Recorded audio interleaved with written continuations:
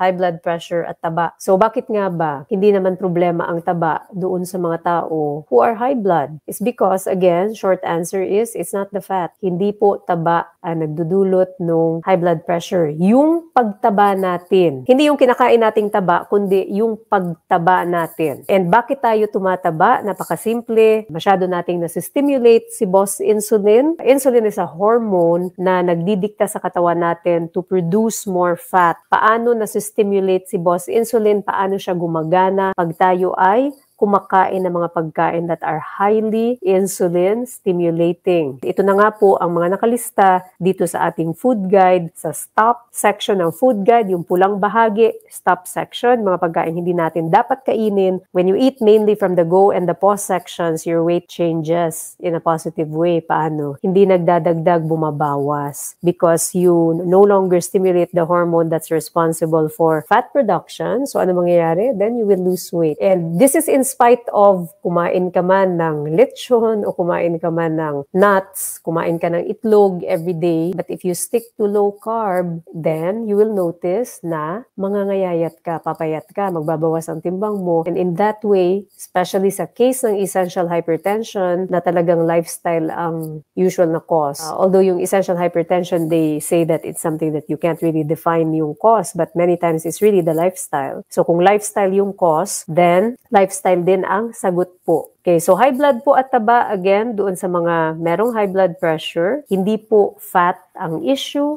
The issue is yung weight gain that's caused by high insulin-stimulating food that then will promote more insulin production, which will then make yung fat storage process happen even more. So when the fat storage process happens more, then lalo tayong tumataba, lalong tumataas yung ating presyon, and this is what's feeding on yung ating blood pressure na problem. Medyo controversial po lalo na yung first time ito maririnig, it's not the fat. Don't blame the fat for what the sugar did. Bigyan natin ng chance, gamitin natin yung food guide, and once you give it a good 2 to 4 weeks, bawat tao, iba't iba ang metabolism, iba't iba ang physiology. So some people will already notice weight effects in just 2 weeks. And it's because of avoidance, hindi ng taba, kundi ng mga high insulin stimulating food. Give it a try, 2 weeks, and then after 2 weeks, see for yourself kung ito po ay napapansin na nagbabago na. Now, I just want to